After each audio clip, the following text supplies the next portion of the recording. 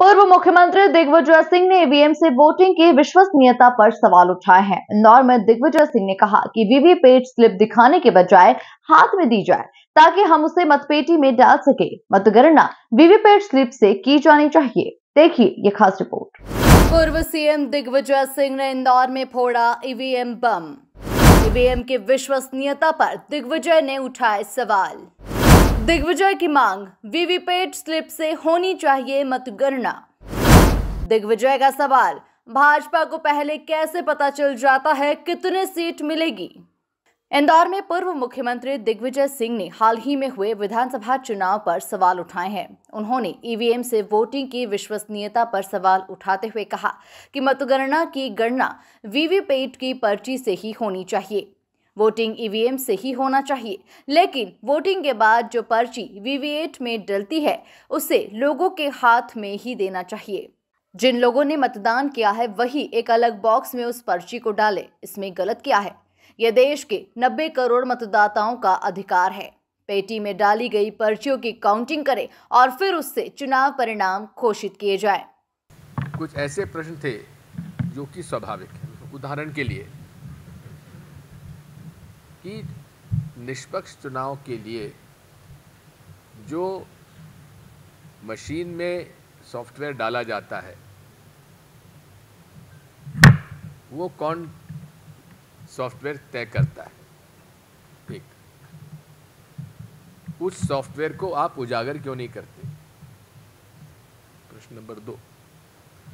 प्रश्न number 3, VVPAT machine में जो नाम और सिंबल लोड किया जाता है क्या वो इंटरनेट से कनेक्ट होता है कि नहीं होता है?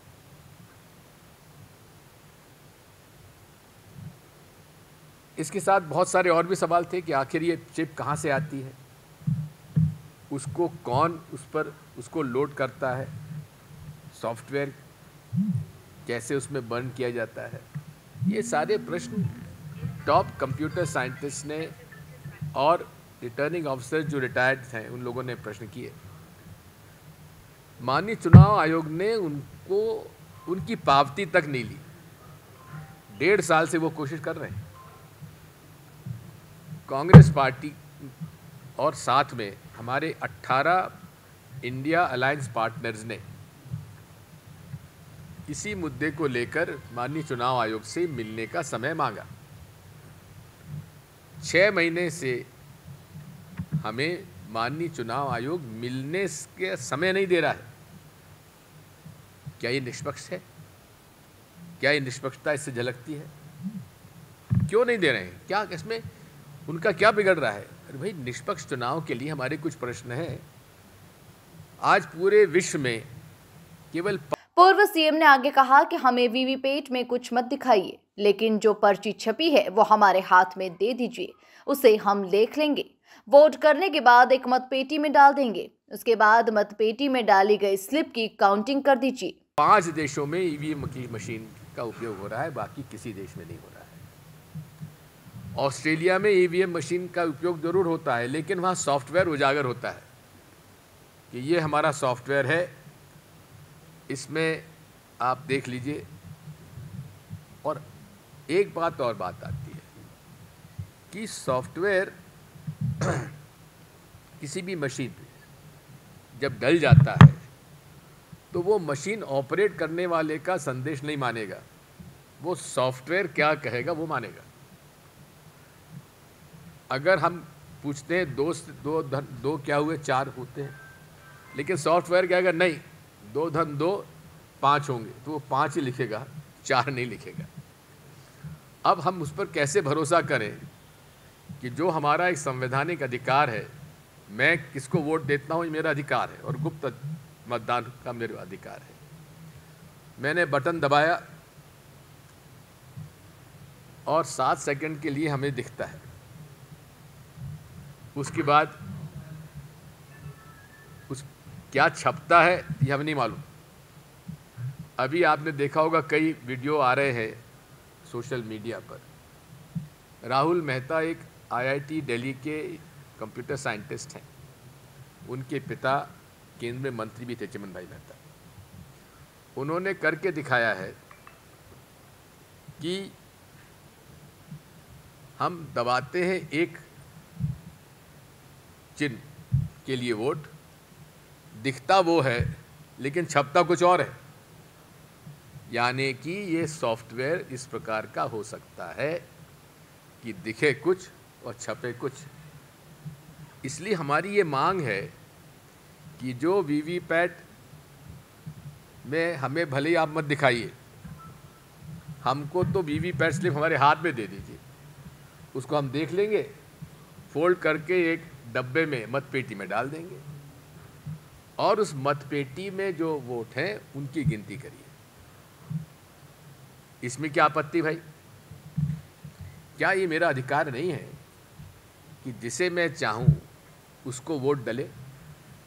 क्या मैं नहीं चाहूँगा कि जिसको वोट मैं डालूं उसकी गिनती ना हो? ये भारत के हमारे 40 लोगों को और करीब 90 करोड़ मतदाता भाइयों और बहनों का ये अधिकार है, संवैधानिक अधिकार है, जिसको आप नहीं छीन सकते। इतना ही नहीं, दिग्विजय सिंह ने कहा कि भाजपा को पहले से कैसे पता चल जाता है कि कितनी सीटें मिलेंगी। गुजरात चुनाव 2012 में उन्होंने कहा कि बहुमत मिलेगा और 2014 में सरकार बन गई। 2019 में उन्होंने कहा कि 300 पार सीटें लाएंगे और 303 मिल गई। अब वो कहते हैं कि साहब आप कांग्रेस तेलंगाना में कैसे जीत गई, कर्नाटक में कैसे जीत गई? एक बात कर, अगर गुप्त रूप से चोरी करने वाला सारा माल उठा के ले जाएगा तो पकड़ा जाएगा। इसलिए धीरे धीरे धीरे धीरे वो चोरी करता है। और ये चोरी शुरू हुई है 2012 के गुजरात चुनाव के बाद।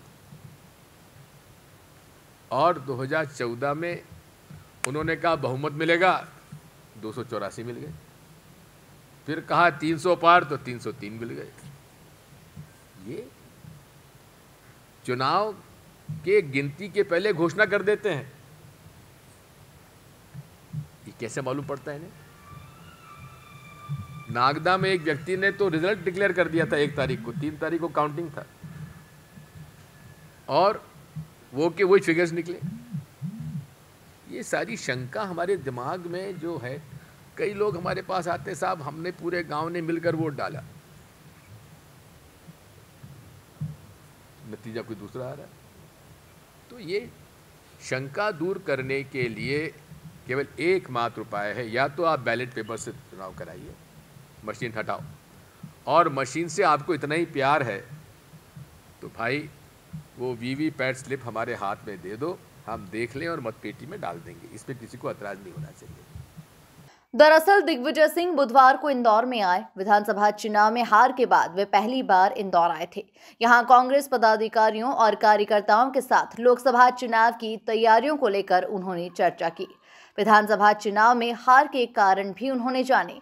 Bureau report, MP news, Indore.